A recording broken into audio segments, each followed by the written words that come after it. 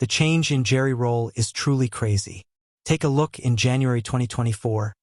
Jelly Roll promised 20,000 fans that he would come back.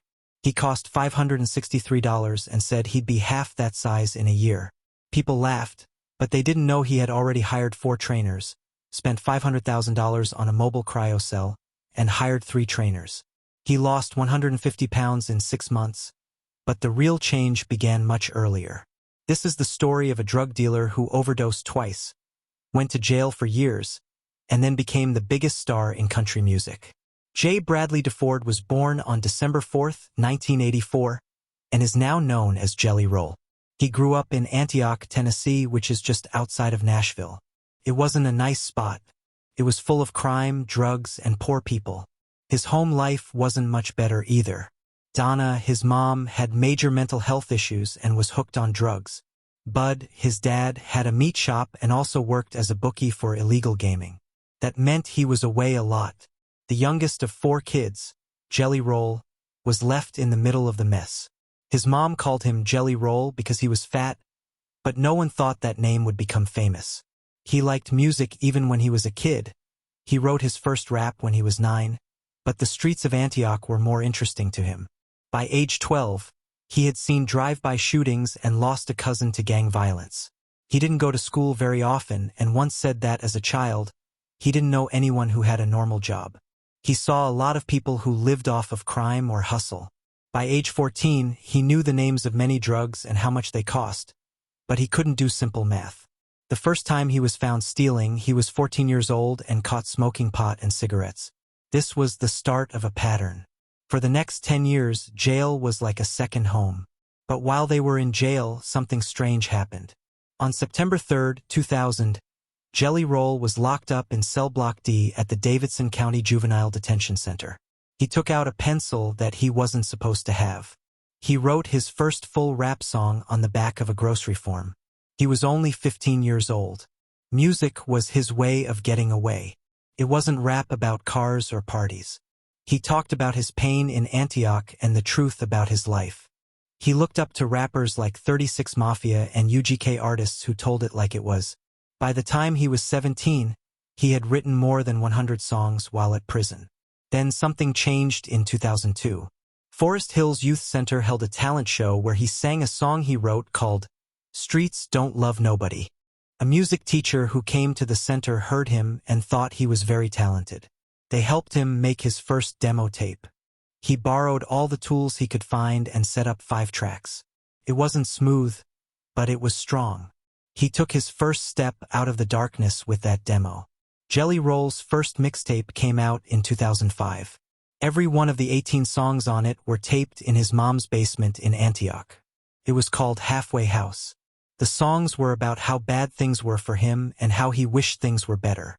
People became interested in the song Hate Goes On, which began to be played in bars and on the radio. It was played thousands of times on 101.1 The Beat in just a few months. There wasn't much money left for Jelly Roll. He had only $500, so he used it to make 1,000 CDs and sell them at gas stations, barber shops, and from the trunk of his car.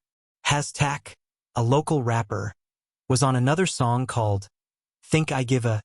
A lot of people watched the music video for it on YouTube. People were beginning to notice him, but his life was a mess behind the music. From the beginning, drugs were a part of it. His drinking and smoking of pot were already bad by age 12. He tried drugs when he was 13. He sold drugs to stay alive and help his mom when he was 15. At first it was weed, then cocaine, and finally pills. People in the streets knew his name. Over time, his drug abuse got worse. By the time he was 18, he was using a dangerous mix of drugs every day. Codeine for Xanax. Then, in 2006, almost everything stopped when he overdosed on cocaine, MDMA, and alcohol. He had a 2-minute heart attack. He lived thanks to the paramedics, but that didn't stop him. He kept using not until he went back to prison in 2008 did things finally change. He started a 12-step program. He began writing music not just to get rich, but also to stay living. Music helped me feel better. The big break then came. Hip-hop artist Lil White from Memphis found Jelly Roll's 10-minute jam on YouTube in 2009. He reached out, and the two of them made a song called Pop Another Pill.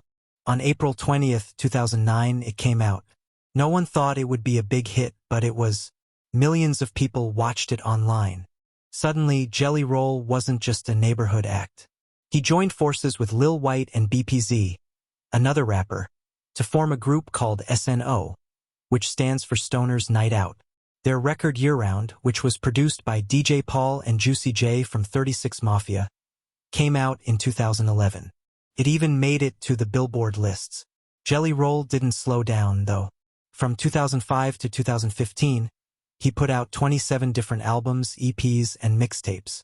He worked all the time, went on tour all the time, and posted everything on YouTube. Fans liked how honest he was. People would drive for hours just to meet him during his meetups at Waffle House restaurants. It became a big deal to have these meet and greets.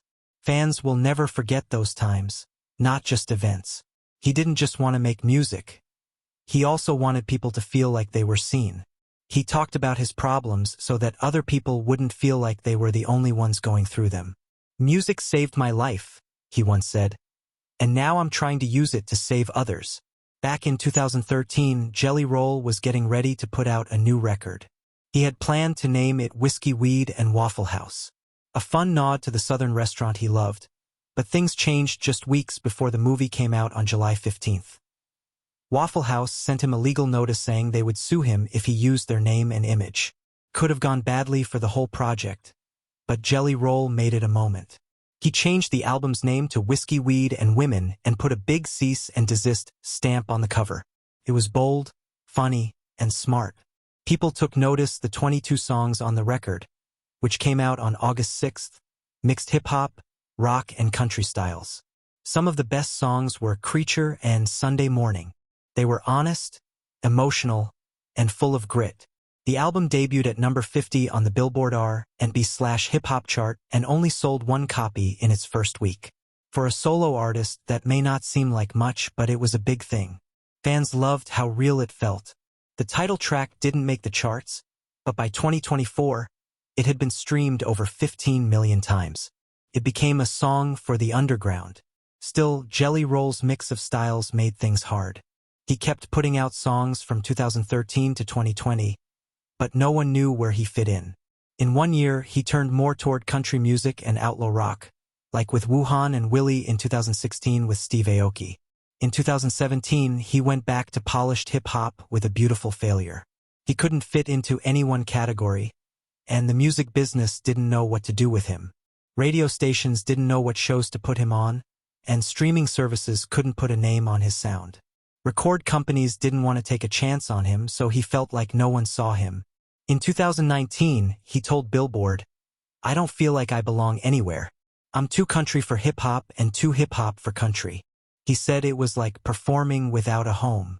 That turn down hurt a lot. He almost quit singing altogether in 2018. But then something changed. He met Brantley Gilbert. The country star didn't just listen. He showed him the way. Gilbert told him to focus on what was unique about him. Keep the sound, but remember where the country came from. That moment gave Jelly Roll a spark that led to Ballads of the Broken in 2021, which was his big break into country music. Finally, he had found a place where his voice mattered. But music wasn't his only battle. Behind the scenes, Jelly Roll was fighting an addiction. A podcast he did in 2024 let him talk about the worst parts of that battle. Between 2011 and 2012, he spent more than $1,000 a day on drugs. Then he overdosed. Narcan 3 times saved his life on July 15, 2013, when drugs and fentanyl almost killed him. He tried to stay clean after that. He stayed sober for 18 months, but he returned in 2015. Trying over and over in 2016, he went to a 90-day rehab program. In 2018, he did outpatient treatment, but his needs never went away completely. Then, in April 2023, when his fame was at its height, the stress finally broke him. He gave up again. He used cocaine for 37 days in a row. He said it was the worst time of his life. But on May 17, 2023, he chose to fight back. He hasn't drunk or used drugs since then. He has been sober for 20 months as of January 2025.